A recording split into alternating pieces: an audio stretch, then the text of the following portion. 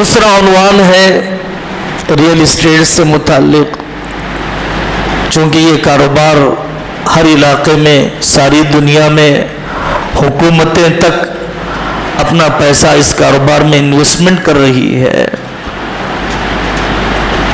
بہت لمبی باتیں نہیں کی جائیں گی، کاروبار کرنے سے منع نہیں کیا جاتا۔ سب سے پہلے بنے بنائے کاروبار کو خراب مت کیجیے۔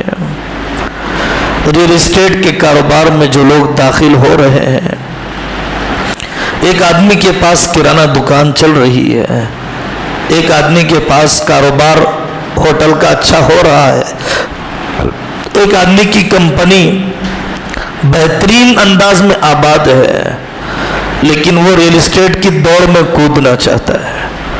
اپنے بنے بنائے اچھے انجینئر، بلکہ ایک ڈاکٹر صاحب سے بھی ملاقات ہوئی، پریکٹس چھوڑ دی انہوں نے، معین آباد شمس آباد کے چکر کاٹنے شروع کر دیے۔ بنے بنائے کاروبار، بنے بنائی ملازمتوں کو متاثر کر کے داخل ہونا غلط ہے۔ ایک صاحب نے اچھی مثال دی، یہ تو چھیکے کے ملنے والے چھچڑے کی طرح ہے۔ پہلے زمانے میں گھروں میں چھیکے لگے ہوئے رہتے تھے، بلی دودھ نہ پی جائے، گوشت نہ کھا لے تو چھیکے میں رکھا جاتا تھا، تو چھیکے سے کبھی چھچڑے گر جاتے ہیں تو وہ بلی کو مل جاتے ہیں۔ تو ایک تجربار کاروباری نے کہا کہ یہ تو چھیکے سے گرنے والے چھچڑے کی طرح ہے، اس کے اوپر میرا مستقل گزارا نہیں ہو سکتا ہے۔ ناجائز قبضے، جس زمین کے بارے میں ہمیں پتہ ہے یہ وقف کی ہے، جس زمین کے بارے میں ہمیں پتہ ہے یہ یتیم کی ہے، جس زمین کے بارے میں ہمیں پتہ ہے کہ یہ کسی بیوہ کی ہے، یہ کسی کمزور بھائی کو دبا کر بیچی جا رہی ہے، ایسی منحوس اور ایسی نسلوں کو اجاڑنے والی زمین میں ہمیں دخل نہیں دینا چاہیے، نہیں بڑھنا چاہیے۔ یتیم کے مال کی طرح ہے۔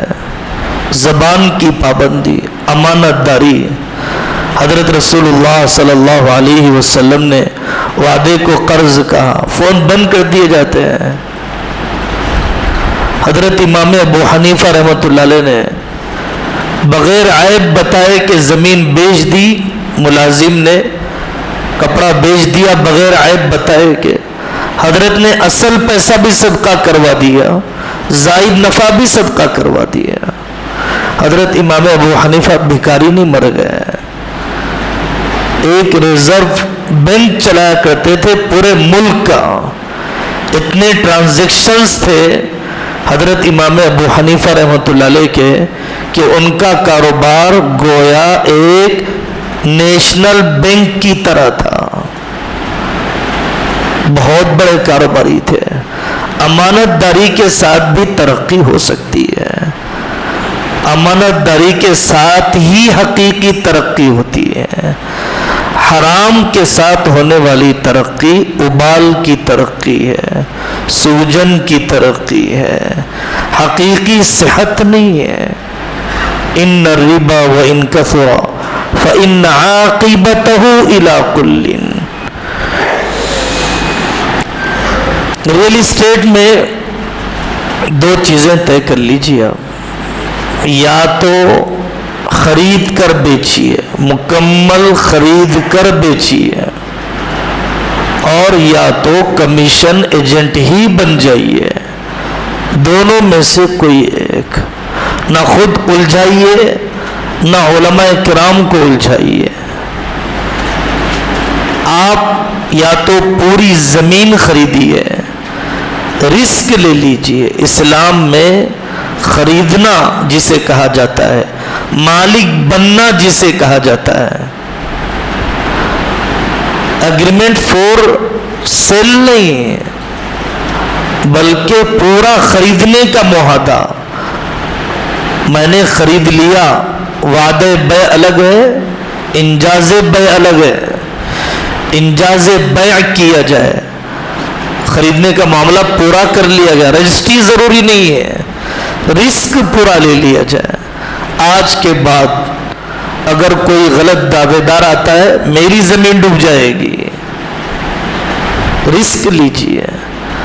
لیکن عام طور پر بازار میں جو ہمارے خریدنے بیچنے کا انداز ہے،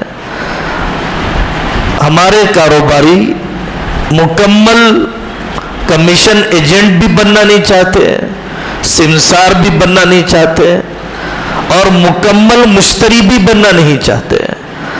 نفع زیادہ آتا ہے تو اپنے آپ کو خریدار بتلاتے ہیں، نفع کم آتا ہے تو پھر اپنا پرسنٹیج لے کر الگ ہونے کی کوشش کرتے ہیں کہ صاحب 2% دے دیجئے ہم الگ ہو جائیں گے۔ اور زمین ہی بیچیے، ضمیر نہ بیچیے، زمین ہی بیچیے، رشتے نہ بیچیے، اتنے بھی نہ ڈوب جائیے کہ گھر کو وقت نہ دے سکے، بیٹیاں آوارہ ہو جائیں، بیویاں تانک جھانک پہ مجبور ہو جائیں، راتوں کے جاگنے کی وجہ سے صحت آدمی کی ڈھلتی چلی جائے۔ یہ دو راستوں میں کوئی ایک راستہ ہے، اس کے علاوہ جتنے بھی خریدنے کے انداز ہیں ہماری معلومات کے مطابق سب کے سب مشتبہ ہیں۔ ایسے موقع پر وہ واقعہ بھی سنایا جاتا ہے جو بہت سے کاروباریوں کی زندگی کا حال بن چکا ہے۔ ایک بادشاہ نے اعلان کیا کہ جو فلانا کام کرے گا اسے انعام دیا جائے گا۔ انعام لینے کے لیے ایک شخص آیا، کہا کہ ناشتہ کیے بغیر سویرے آ جانا۔ ناشتہ کرے بغیر صبح میں آ گئے۔ صاحب کیا چاہیے؟ مانگ کیا مانگتا ہے؟ زمین چاہیے مجھے۔ صبح سے لے کر ظہر تک دوڑتا رہا، عصر تک چلتا رہا، مغرب تک لوٹتا رہا، سورج ڈوب گیا، زندگی کا سورج بھی ڈوب گیا، اور وزیر اس کی کفن دفن کی کاروائی سے فارغ ہو کر آیا۔ بادشاہ نے پوچھا بھائی کتنی زمین لکھنا ہے اس کے لیے؟ تو اس نے کہا کہ حضرت پتہ نہیں اتنا کیوں دوڑ رہا تھا، اس کو تو صرف 4 گز چاہیے تھے، بس قبر کے 4 گز چاہیے تھے اسے، بس اتنا دوڑ رہے لوگ، فرض حج کا بھی غم نہیں ہے۔ لطیفہ نہیں، زندگیوں کو ٹٹولنا چاہیے۔ قرآن کی جہالت پر راضی ہے، قرآن سے دوری پر راضی ہے۔ جمال الوجود بذکر